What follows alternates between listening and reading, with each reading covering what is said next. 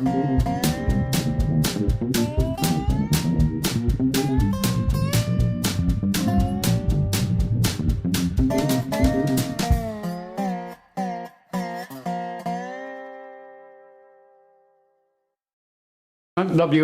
Champaign 90.1 on your FM dial. And this is Dave on the board. This is Sunday, June. We've reached June already, June the 2nd, 2019, and this is the Prairie Monk program, WEFT's official hour of Dave Monk telling you about rails, trails, greenways, and conservation and whatever Dave has been up to. If you've been listening for a while, yes, you've noticed Dave's voice because he's been taking over for other airshifters who haven't been able to be here for the show. But it is finally officially 11 o'clock, and so this is officially the hour of the Prairie Monk. Yes, I want to take you to a prairie.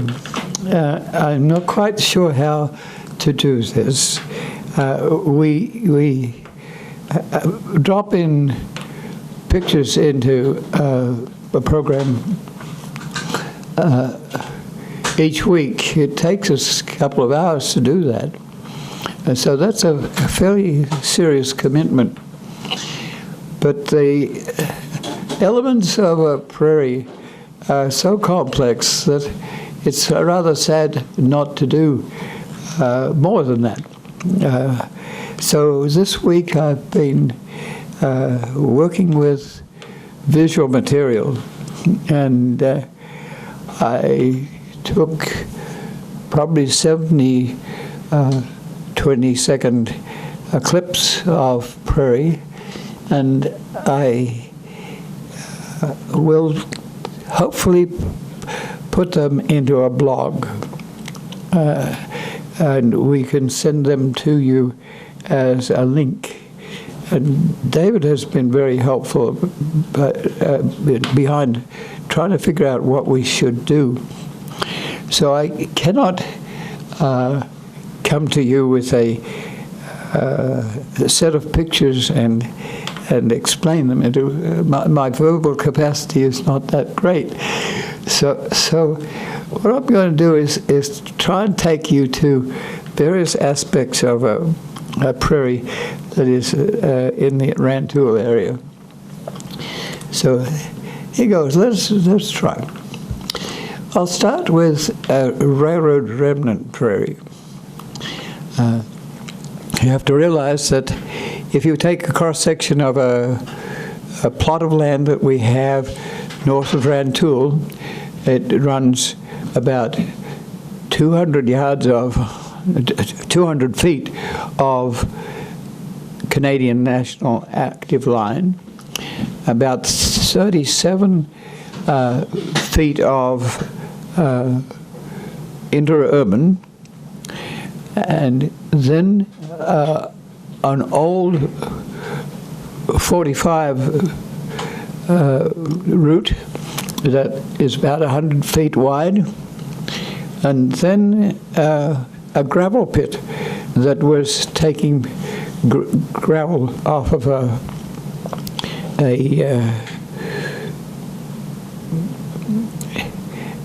moraine where you had glacial till.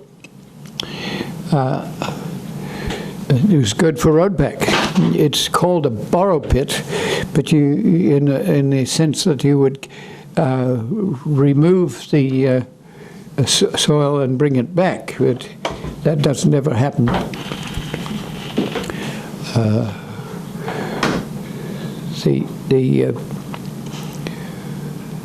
The longitudinal north-south transect would be through wetland, characterized by Flatville area, which is swampland, going up Bloomington Moraine, up, and you get to mesic areas that are damp. But then you go onto the top where there's drier terrain, drain from what were used to be glaciation, with palmate draining, and one of those little creeks comes through our Pope Prairie, north of Rantoul. So knowing that transect, we go to an interurban site. And railroads do not like moisture. They like well drained on either side. So you have a 37-foot corridor, which is like a ridge. And this took the interurban. And it's probably 70 years since that interurban ran. And the plants have grown back, and they've gradually increased.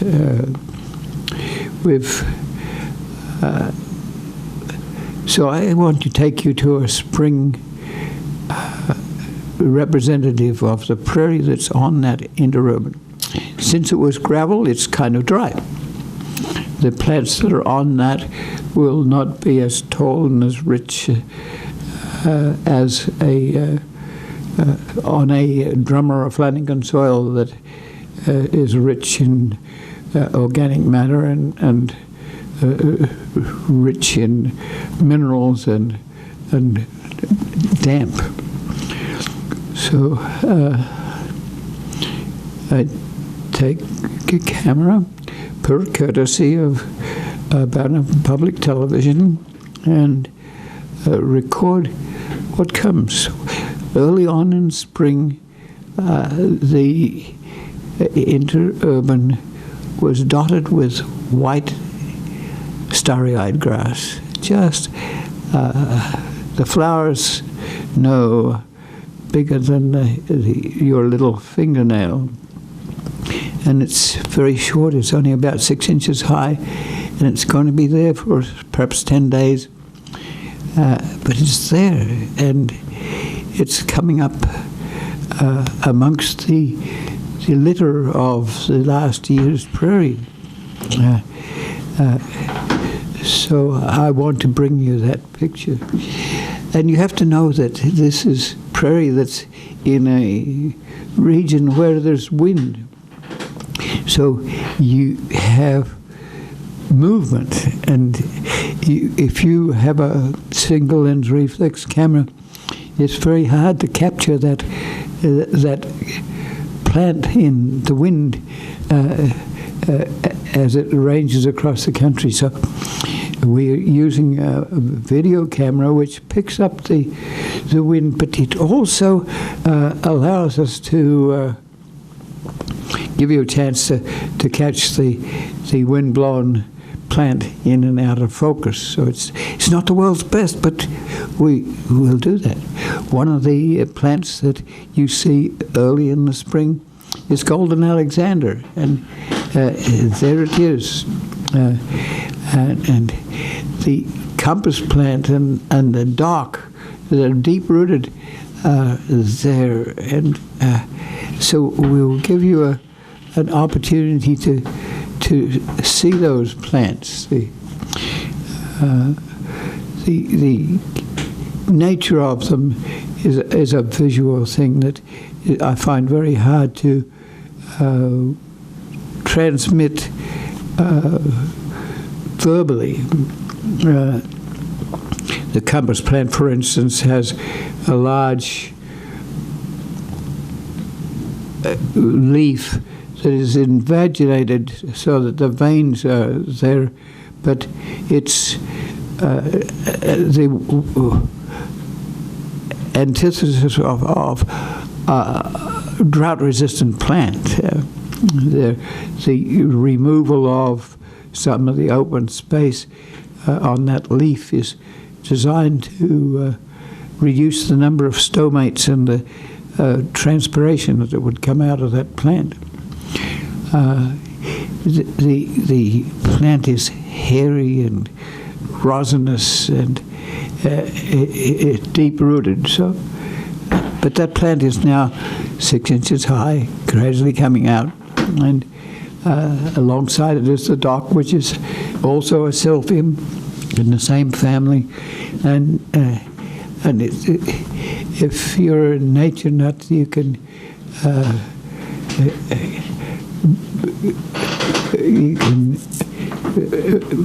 be really pleased to see these plants coming. There was a little vervain very small. It's very hard to photograph these plants because you need to be able to see a screen, and if you're in the sunlight, it's hard to see such a plant and get it into focus.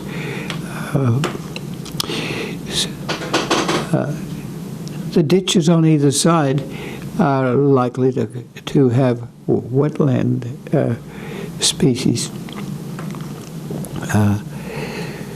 So I came back a week later, and the whole scene had changed. All the starry-eyed grass was gone, and not really. It's still there. If you want to find the seed, you have to dig down on your knees and finding very small seeds for this part of the season. So that's why often you don't have in reconstruction prairies many of these sorts of small creatures that are hard to document. You can't put a flag on these plants and come back later and get the seed. So the attempt of nature people is to create beds of pure species. But that doesn't always work either, because the plants are often related to each other underground or above ground. If rattlesnake master, for instance, needs a pollinator, and if you don't have that pollinator, then you think that plant is rather rare. If you do have that pollinator, the plant grows like crazy, so you almost treat it as a weed. So that sort of interaction you look at. We turn east a little bit to the roadside, and the roadside is a disturbance. It comes with traffic. This is a roadside that's been retired, but it's disturbed on either side. We used to have motorcycles that would run down each side of the old road, mainly for their challenge. The road is also a challenge too, because it was put in with concrete that expands, and so you have expansion explosions every so often because the concrete was too close to each other, and so that provides little lumps in the road that are also a challenge for people who would like to run that corridor. So you look on the corridor and you find cordgrass, especially in the damp places. You find needlegrass, which has an elegance that you can only realize when you see it. So you also have weeds. There are parsnips and hemlocks, both in the umbelliferae family, but they're be treated with caution because they have chemicals in them that can cause you dermatitis. But as we move into the borrow pit prairie, these weeds, teasel included, autumn olive included, these plants, like the roadside disturbance, the dumping of material there is a problem. They can fit in the grooves where we can't get to them. So when you you move away from the interurban onto the road, you have on either side of that road disturbance species.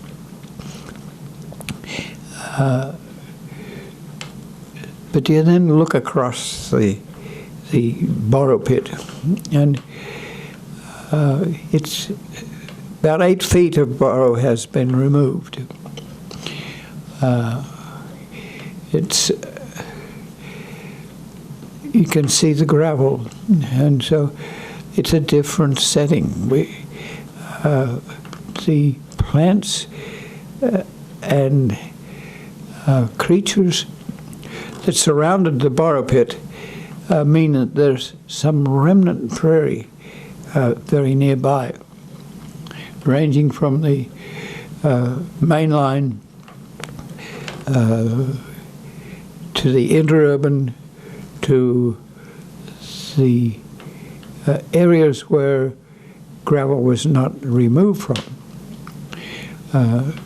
Taking basically the seed that is from the remnants, we have been able to encourage the regrowth succession of the prairie on the borrow pits. So we photograph little clumps of organic matter that might start off with a dock or a compass plant or liatris or a purple coneflower, and we see that little lump grow. It may have taken 70 years to get to that point, and it's very, very vulnerable. If somebody gets in there with a mud duck and four-wheelers or two-wheelers and wants to bury themselves in mud, they can do it. They can take out 70 years of growth in 5 minutes and then leave. So we watch that their territory. We put signs up, which are costly. We put a civil fence line up, which really needs to be a better fence. There needs to be species boards to let people know what's there. One portion of that borrow pit has been attempted as an agricultural plot, so it has less of this regrowth succession that blows across or is brought by meadow voles or mice or whatever to the borrow pit. There's open space. There's gravel. There's the little creek that comes through, which is an outburst plain creek, and it's sort of held together by plants that have deep roots, and you can see it's meandering naturally. We enjoy it because it also supports some wetland species. There's one wheelie. A wheelie is where you get a motorcycle and run round and round in circles. And it has in the middle of it one hybrid compass plant crossed with a dock. And its leaves are very different, but it's a very good indication that even though its top gets knocked off by the activity, it survives. I communicate with it very often, and it grows just looking like a mixture between those two plants. There's the legumes. They are there with white and purple clover, bush clover, and baptisia. And we have, with caution, tried to augment the area that was farmed for a little while with these native plants, and over the years you can upgrade this sort of area. So it's regrowth succession because you're doing this on basically what was left by glaciation 10,000 years ago, and you're trying to speed up that interaction.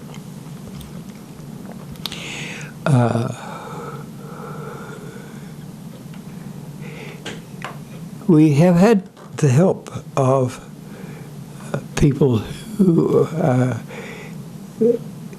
interested in seeing that this site is preserved.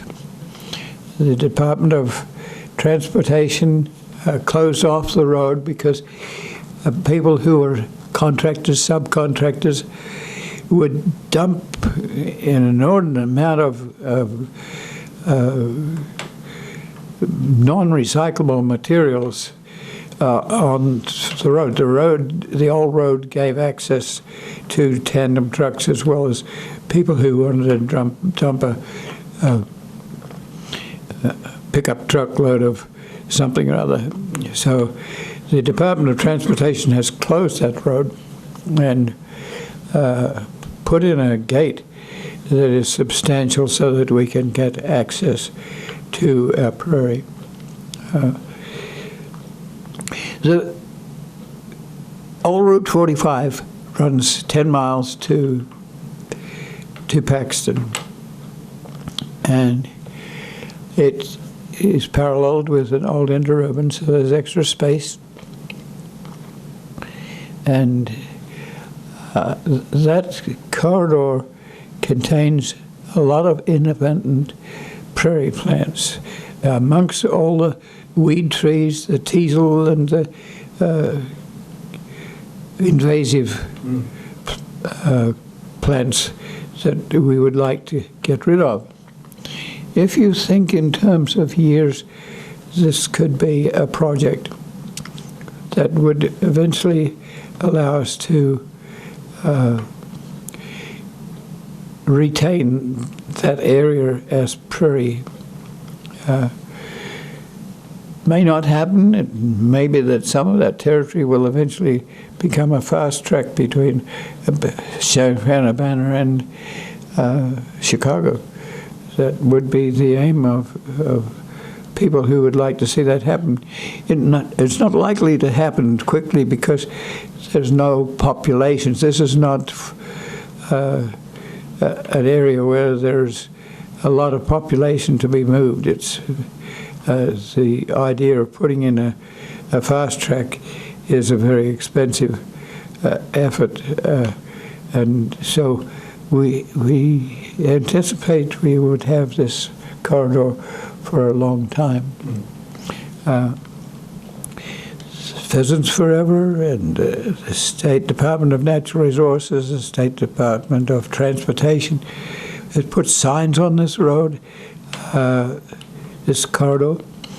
It's augmented by the fact that a dual highway was going to be put in, and it was obsoleted by the fact that you put in 57 west of Rantoul.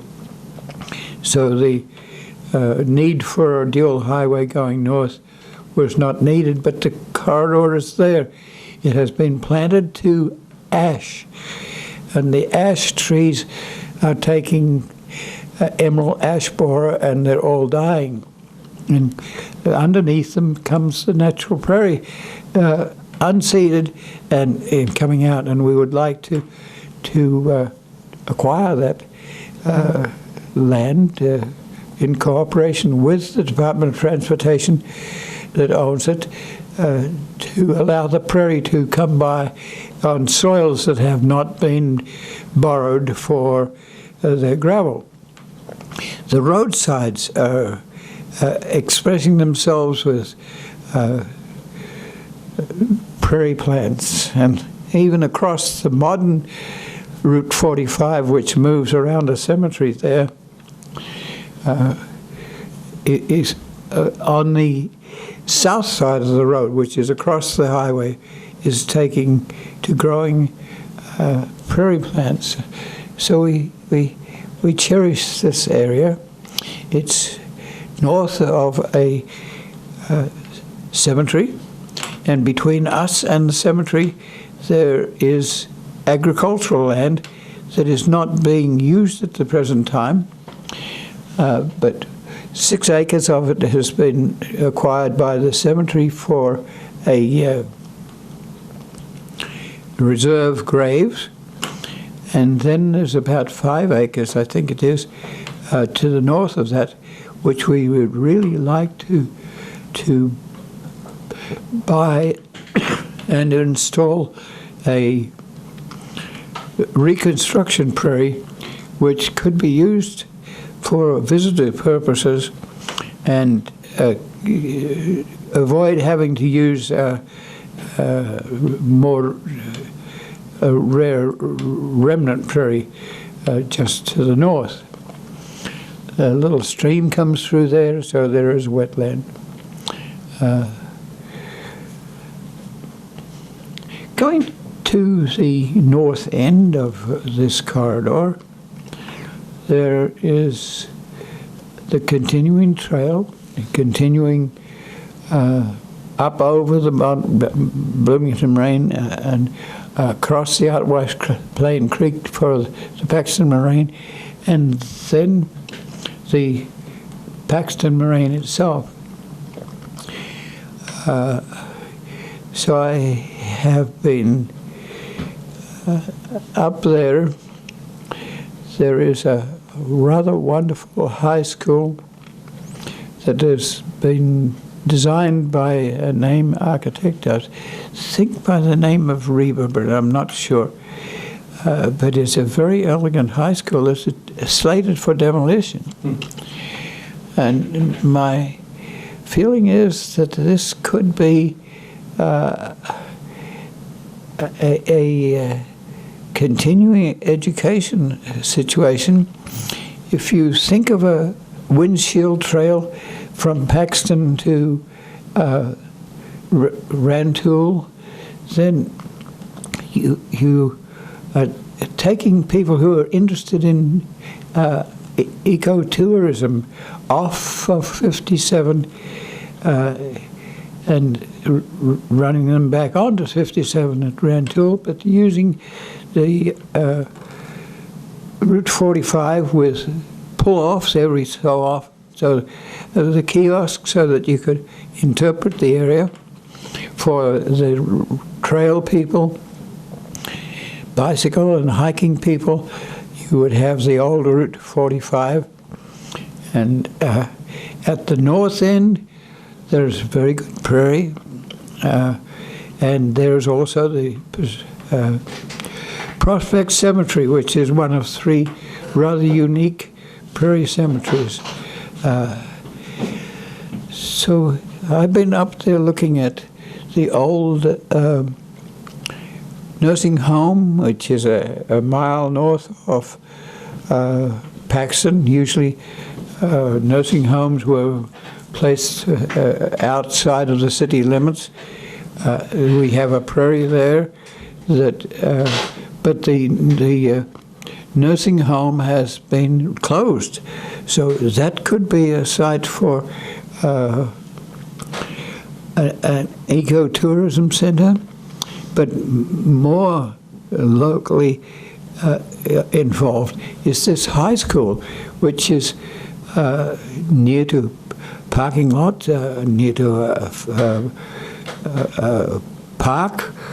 It's a 1 block off of 45, which would be the area where we would have people visit. I'm thinking of a possible museum. I'm thinking of possible continuing education. I'm thinking of the Air Force Base located Lincoln Trails organization, and I wonder if that the high school could be a part, an annex, and that the challenged people could be have a mission of looking at this trail so that over a long time the invasive species could be taken out and the prairie upgraded. All of that is in my mind at the moment. I would like, in the long run, to take those eco-friendly people off at Kankakee, where there is sand dune prairies to the east and west, and Iroquois County there has sociological history where Canadian French people settled, and So I'm encouraging you to think about that corridor and wondering how we could institute a windshield corridor with a kiosk here and there. You're not wanting to have traffic on that old Route 45. The only traffic would be bicycles. But you would have pull-offs every so often so that you could educate people about what our heritage prairie is. And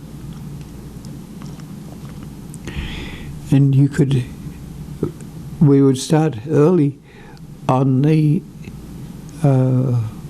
area between Paxton and Rantoul, but the area between Kankakee and Paxton is also rich. At the Kankakee end, you have sociology of the developments there. You have the Frank Lloyd Wright building, the city's national monument. You have a Loda cemetery that the Grand Prairie Friends has put a buffer zone around the reserve area, which is very good prairie. There's a railroad right-of-way prairie. So how do we go about looking at this corridor? It needs visitation. We've lost our pocket prairie locally.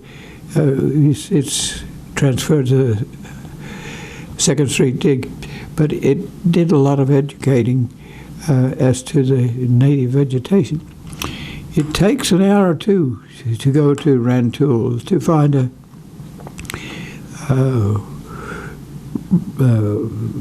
railroad right-of-way prairie that's been reconstructing itself for 70 years. It takes time and energy and vehicles and to maintain it. To just take out the trees is work, and to be able to protect it, to put in a fence. It requires things like reading the landscape, master naturalist, and other programs that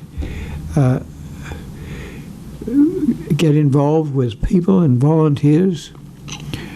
The town's involved. Rantoul has an existing rail trail that's on an old it's an old grain line that has closed recently, and so you're looking at connectivity with, on the end of that line is at Gifford, between Gifford and Penfield, there's a Grand Prairie Friends short line, and there are people out there who have been involved for years, and the time is ripe, I believe, for the institution of a windshield, a prairie bicycle way and hikeway and nature, initiating between Paxton and Rantoul, but dreaming about perhaps taking people off at Kankakee and traveling 50 miles south to Paxton, but stopping off at Loda, perhaps going east and west to Iroquois County and the like. The same would happen if you come to the Bloomington Moraine. You can go east and west and experience the continental glaciation. You can go to Flatville, where there's a church and where Lutheran pastors used to preach one service in Deutschland and one service in English.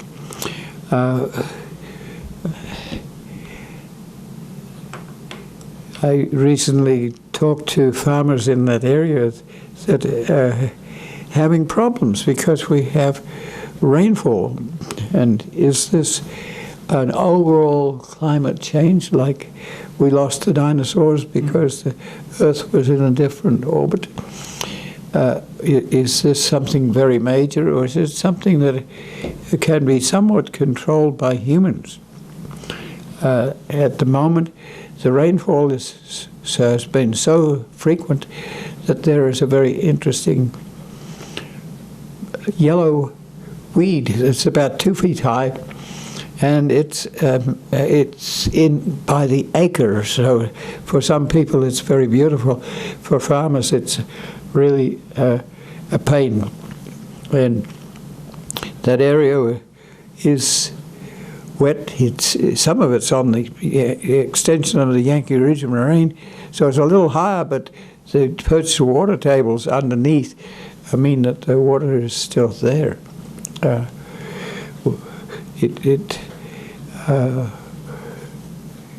Corn has been planted because corn has to grow for the season, but that corn has been planted in rather damp soil, so you have compaction of the soil, which then allows erosion, and it's a little bit mean on the agriculture. So there's a lot of things to look at and think about. There is contour plowing. Where you have a moraine and a hill, there's a tendency for water to run off into the outwash plain streams. So you put in a conservation easement, which is a contour, not very easy when you have things platted north, south, east, and west, and they're square. So contours don't really cut across this easily, but there are contours in that region which would allow people who are visiting us to know that this, even though it looks like we're flat, we're not that flat. And these contour grass waterways are a part of the act. There are little places where schools used to be. One teacher school that serviced 2 or 3 miles around the school. There are drainage ditches. There are things that make this community interesting and interpretable to people who come here to find out. I come from Australia many years ago, and I could not find the prairie, and got involved. And there are many other people who are looking for what is the settlement of this area. Where were the Norwegians? Where were the Irish? Where were the Germans? And so I talked to the farmer and I asked him, is he from Deutschland or from Friesland? He's in Friesland. And these were people who in the Western Europe were used to draining and came here and could do that, and they got some of the very best soils. So that's my rant at the moment, but I have about 70 short pictures of what you would expect to see, because we can't always get you to go have a look. Very shortly, the purple cornflowers will be in array, and they're there, and they're coming up with curly stems, and they're not your garden variety of purple cornflower. They're sort of wimpy petals, and but they're a show. And then after that, there's liatris, and in amongst this there are the sulfiums, the docks, and the coppice plants, and the rosin weeds, and the roses, and the verbenas, and clovers. And we hope to give you some sort of blog that you could watch. How much can we do that? Can we expect you to watch for 13 minutes or 30 minutes?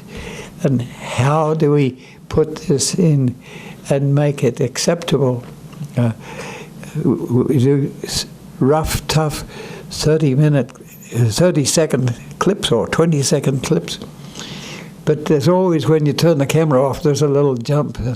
So how do we meld it together and do it quickly so that you can see it?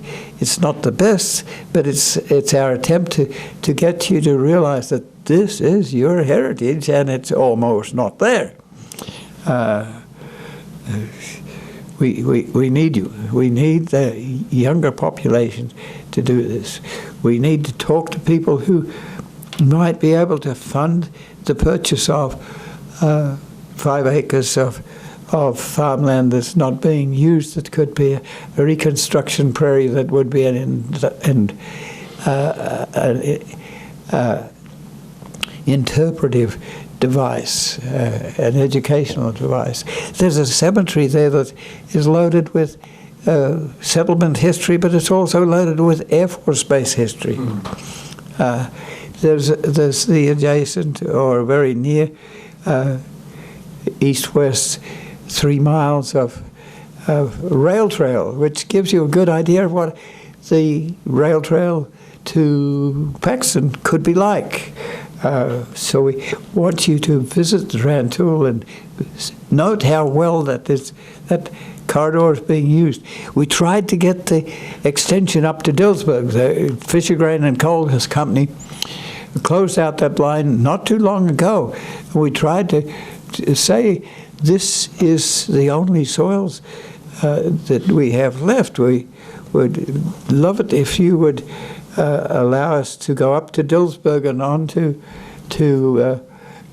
Gifford with this trail and increase the connectivity for a butterfly or a bird or a bee. And it's unfortunately gone back to agriculture, and the bridges crossing the outwash plain creeks have been removed, and so we have lost that. There's always a chance we might get back some of it. The Grand Prairie Friends owns a mile of it just east of Gifford, between Gifford and Penfield.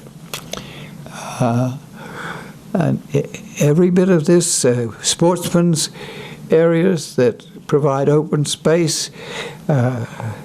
There's a museum display unit that occupies all of the old Walmart store on the corridor east-west of Rantoul. And that Taylor facility develops museum artifacts for interpretation, often big and expensive stuff. But if you are willing and interested, you have precedents in other places. I go to the Ian Smith Prairie on Route 80 near to Colfax. It's a little town called Prairie City, I think it is. But it's a few thousand acres, and it has a $1 million visitor center. You can see a cross-section of the soils. You can you have bookstores and interpretive displays that can be visited by school children. You have enough room for a buffalo herd, and this is on farmland. It was going to be, I think, an electrical reserve, and didn't happen. And so Ian Smith was a member of Congress, and often when congressmen retire, there's some public recognition of the service provided, and so that's why the name. And it was originally named Walnut something, but there are elements of undisturbed soil, but there is replanting, and you can get an idea of what a perhaps 10,000 acres of prairie would be like. And there was the interpretation. So we have interpreters right with us. So if you want to put up a kiosk or something simple, that's what you'd start with first. But then eventually, could you imagine a high school converted to part of museum, part continuing education, a part of visitor center?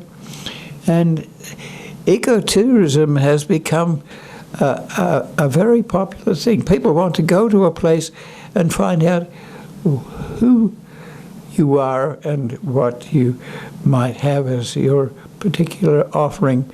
And there's very little interpretation of the prairie in Illinois. Iowa does better, but Iowa is almost forced to do prairie preservation because it doesn't have a Shawnee forest.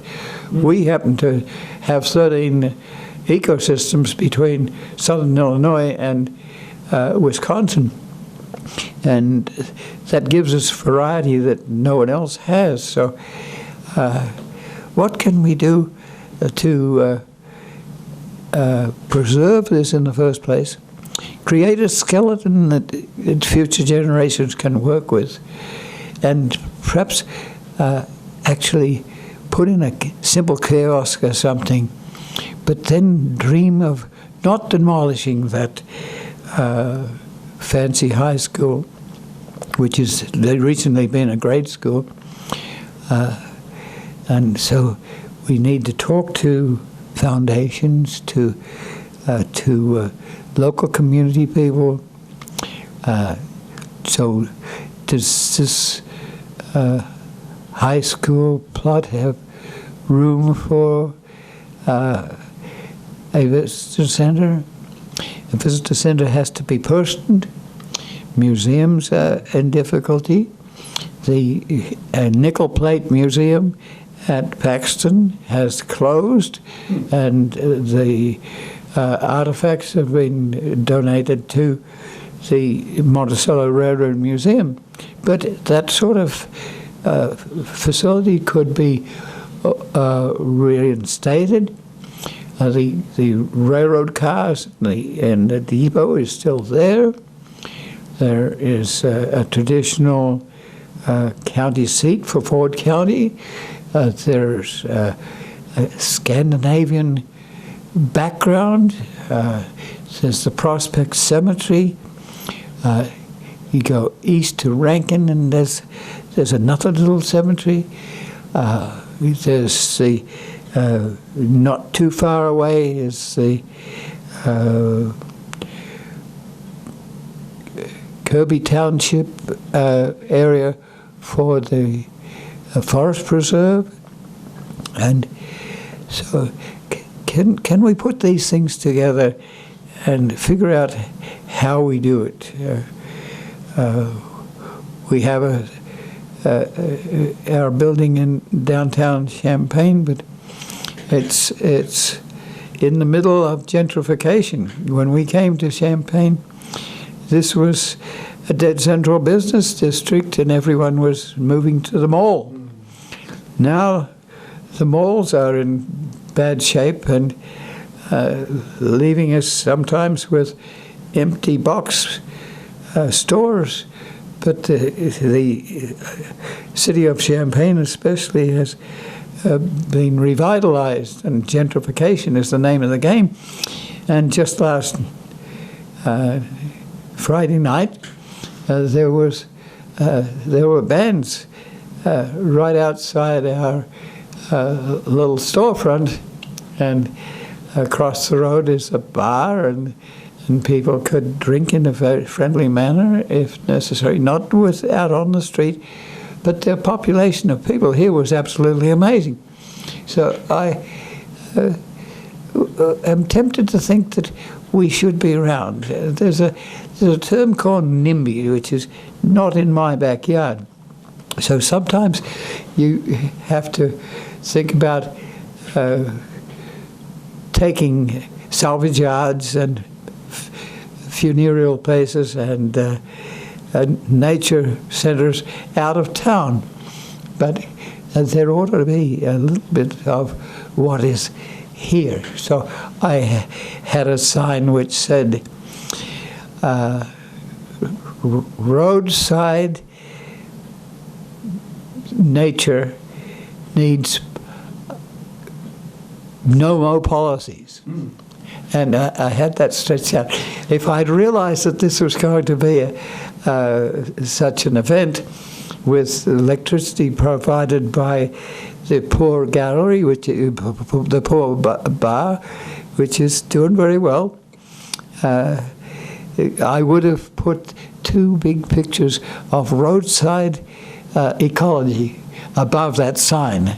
So I think we have to tidy up our front and not have so many antique artifacts in it, make it more approachable to people who don't always think about Prairie and their heritage. The views and opinions expressed are solely those of the speakers and no one else.